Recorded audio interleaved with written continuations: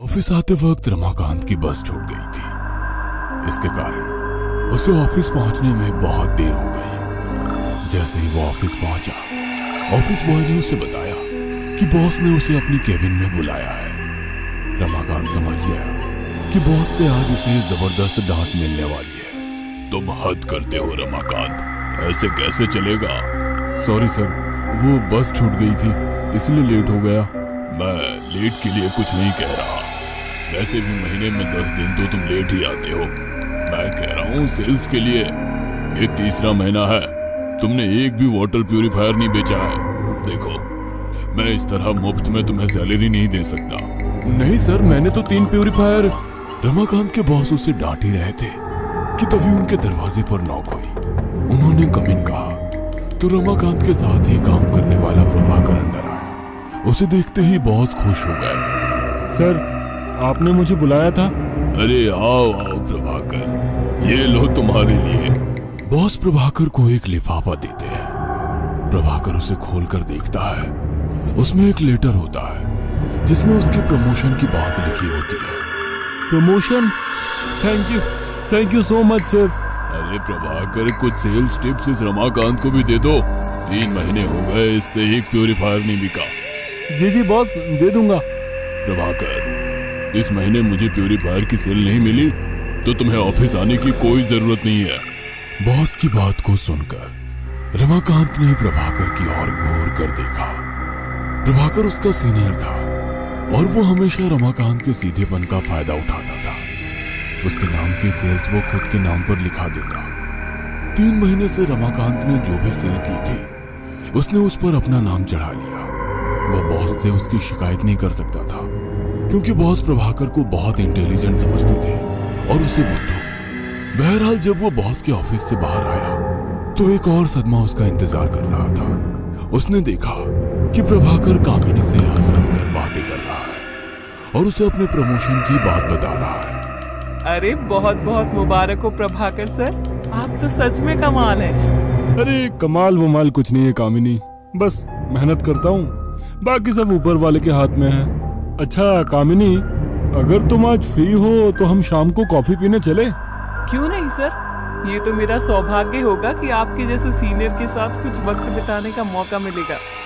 रमाकांत कामिनी को बहुत पसंद करता था। मन ही मन उसने तो कामिनी और उसकी शादी के बाद होने वाले बच्चे तक का नाम सोच रखा था। लेकिन उस दिन कामिनी और प्रभाकर को हंस हंस कर बातें करते देख वह बहुत उदास हो गया। उसने मन ही मन एक निर्णय लिया और उसी समय ऑफिस से निकल गया। उसके बाद वो शहर के पास वाली नदी के पास गया। उसके ऊपर बने पुल से नदी की ओर झांक कर सोचने लगा, क्या भगवान, मेरे जैसे लोग आप बनाते ही क्यों हैं? ना तो नौकरी सही चल रही है और ना ही जिससे प्रेम करता हूं उससे विवाह की कोई उम्मीद। अरे हम जैसे लोग बोझ है, बोझ। आज धरती से ये बोझ कम कर रहा हूं। मैं आ रहा हूं आपके पास, आपसे मुझे बहुत सवाल भी करने हैं। ये कहकर वो नदी में कूद पड़ा। नदी गहरी थी, वह तुरंत ही डूबने लगा। तभी अचानक एक आदमी वहां आया और वो रमाकांत को बचाकर नदी के किनारे ले आया। थोड़ी देर बाद जब रमाकांत की नींद खुली तो उसने खुद को किनारे पर पाया और अपने बगल में उस आदमी को बैठे हुए देखा। तुम कौन हो? अरे आपको होश आ गया? आपको जब तैरना नहीं आता तो इतने गहरे पानी में क्यों गए?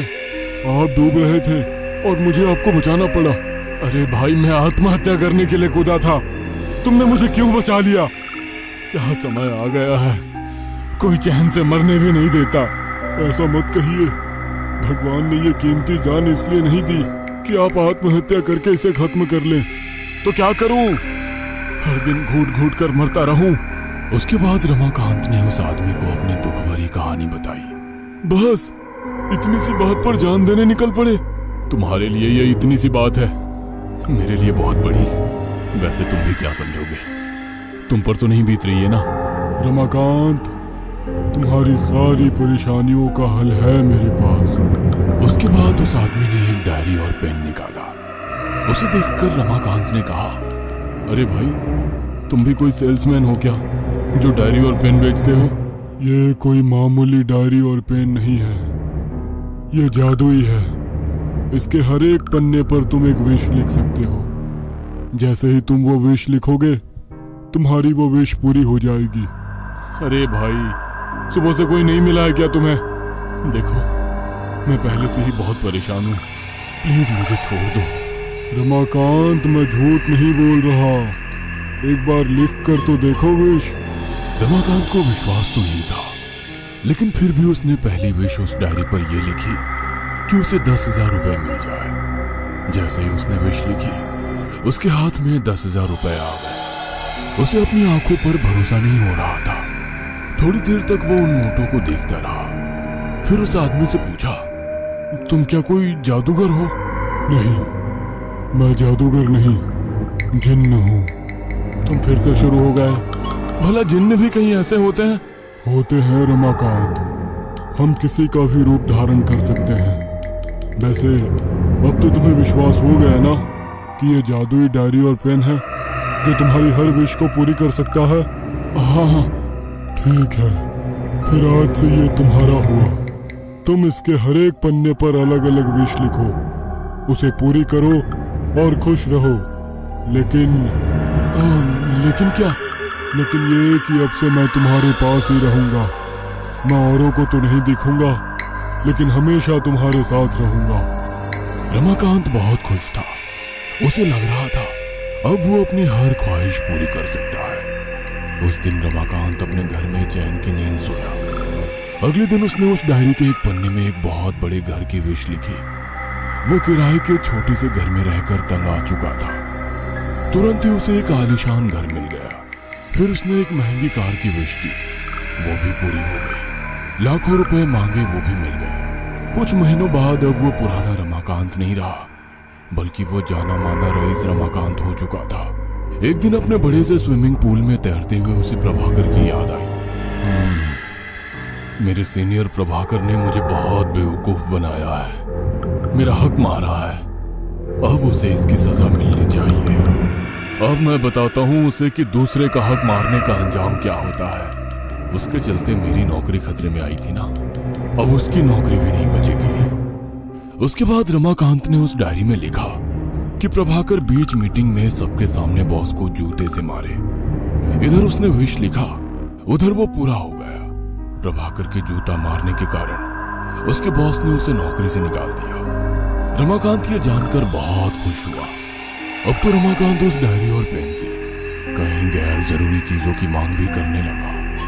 धीरे धीरे डायरी के पन्ने कम होने लगे। एक दिन जब डायरी में सिर्फ आखिरी पन्ना बचा तो उसे अपनी मोहब्बत कामिनी की याद आई।